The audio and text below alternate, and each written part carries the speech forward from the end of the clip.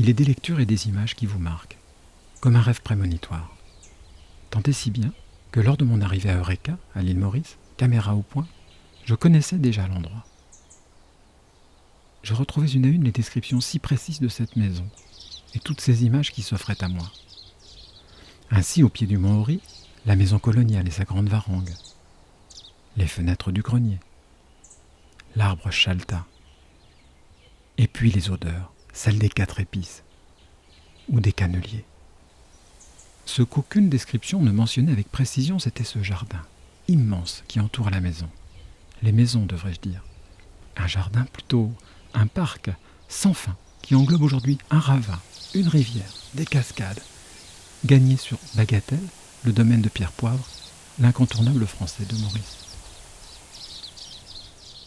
Me demandant depuis longtemps l'utilité de ces grands jardins, j'ai donc posé la question à Jacques de Maroussem, propriétaire des lieux, afin d'en connaître un peu plus sur Eureka et ses jardins. Eureka a été un lieu magique et bouillonnant à la fois. Ici, la première maison est construite par un Anglais, et comme tout ce qui s'installait dans les habitations, c'était le terme qu'on donnait à la maison principale et aux terres autour, il y avait tout ce qu'il fallait pour faire vivre une famille, plutôt bien. Autour de nous, il y a toujours eu des potagers, des vergers, des légumes d'hiver. Derrière nous, un énorme manguier. Ce sont des mangues dauphinées. Ce sont les mangues qui sont utilisées pour les compotes de mangues. Plus loin, vous avez les mangues Maison Rouge. Ce sont les mangues qui sont utilisées comme dessert. Vous avez les mûriers. Vous avez le fameux arbre Chalta, décrit par l'écrivain dans son Chercheur d'or, l'arbre du bien et du mal, l'arbre où se réfugient les jeunes filles, qui est juste à côté du potager bio, dont les fleurs sont absolument splendides, mais lorsqu'elles se referment, comme de grosses clochettes, on les cueille et on en fait des achats qui sont délicieux. Et voilà, donc on utilisait tout ce qu'il y avait autour de nous, du manioc, de la patate douce, de la rouille, la fameuse arrouroute. Et de temps en temps, on se fait un cœur de palmiste, c'est le fin du fin. Ce n'est pas un potager, c'est presque un arbre que l'on mange, un arbre de 4 épices. Mais ici, vous en avez 2 d'un côté, 2 de l'autre. Là, c'est les feuilles de 4 épices.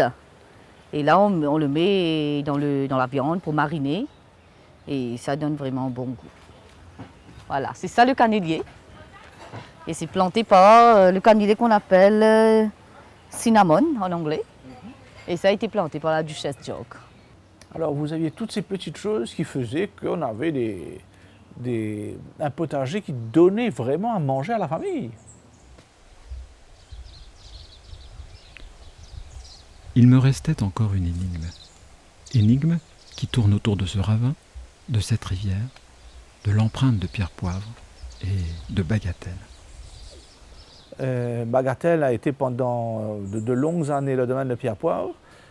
Et en 1920, le vieux Luc Léziot comprend que de ne pas posséder les 2 côtés d'un ravin met son domaine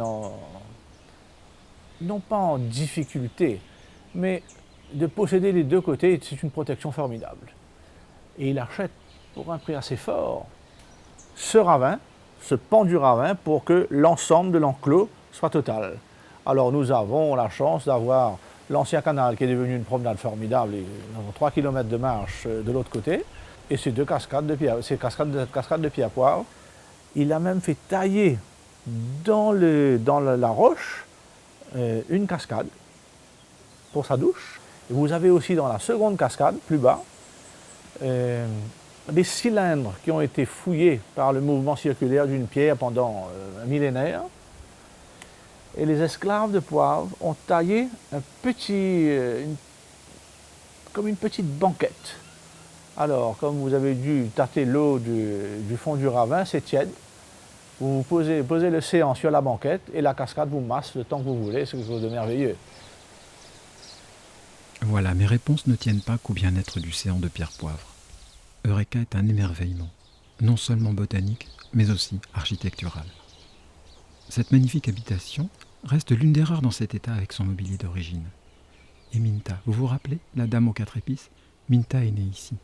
Et elle vous racontera peut-être l'histoire de sa grand-mère qui chassait les oiseaux. Parce que c'est Minta qui vous fera visiter la maison. Et là, c'est une autre histoire.